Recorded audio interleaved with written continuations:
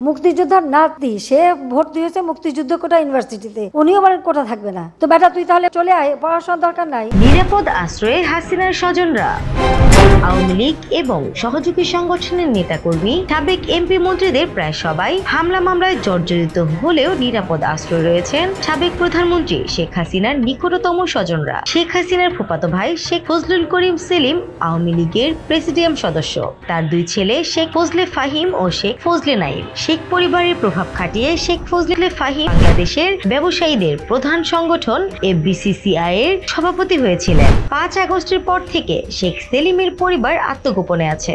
ধারণা করা হচ্ছে সরকার পতনের আগেই তারা দেশ ছাড়েন। শেখ সেলিমের ভাই শেখ ফজলুল হক মনির দুই সন্তান শেখ ফজলে শামস পরশ ও শেখ ফজলে নূর তাপস। শেখ পরশও দেশ ছেড়েছেন বলে জানা যায়। এখন বিদেশে নিরাপদ জীবনযাপন করছেন। শেখ সেলিমের ছোট ভাই শেখ ফজলুর রহমান মারুফ ক্যাসিনো বিতর্কের সময় আলোচনায় এসেছিলেন। তিনি বর্তমানে সিঙ্গাপুরে আছেন বলে ধারণা করা হচ্ছে। তার ভগ্নিপতি যুবলীগের সাবেক চেয়ারম্যান ওমর ফারুক চৌধুরীও আত্মগোপনে আছেন।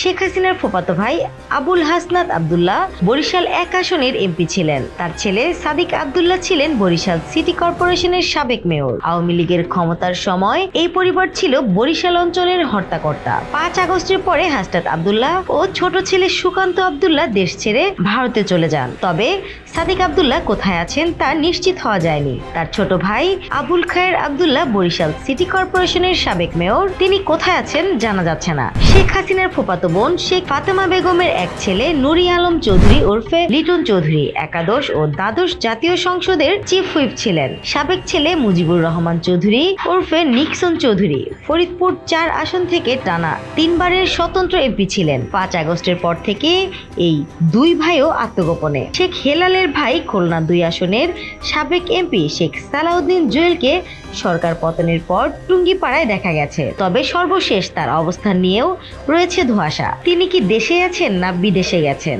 আওয়ামী সরকারের অন্যতম সুবিধাভোগীদের একজন ঢাকা ওয়াসার সাবেক বিতর্কিত এমডি তাসকিম এ খান। তিনি শেখ হাসিনার ফুপা ইলিয়াস চৌধুরীর ভগ্নিপতি। সেদিক থেকে তিনি শেখ হাসিনার ফুপা হন। তিনি 5 আগস্টের পর যুক্তরাষ্ট্রে চলে গেছেন বলে আলোচনা আছে। 5 আগস্টের পর তাদের কোথাও দেখা যায়নি। এছাড়া শেখ রেহানার দেবর মেজর জেনারেল অবসরপ্রাপ্ত তারিক আহমেদ সিদ্দিক গত 4 মেয়াদে আওয়ামী লীগের অন্যতম ক্ষমতার বলয় গড়ে উঠেছিল তাকে কেন্দ্র করে। তিনি সামরিক বেসামরিক প্রশাসন ব্যবহার করে দলের মধ্যে প্রভাব বিস্তার করার পাশাপাশি ব্যবসায়িক সুযোগ সুবিধা গ্রহণ করেছেন বলে অভিযোগ আছে। 5 আগস্টের পর থেকে তারিক আহমেদ আত্মগোপনে।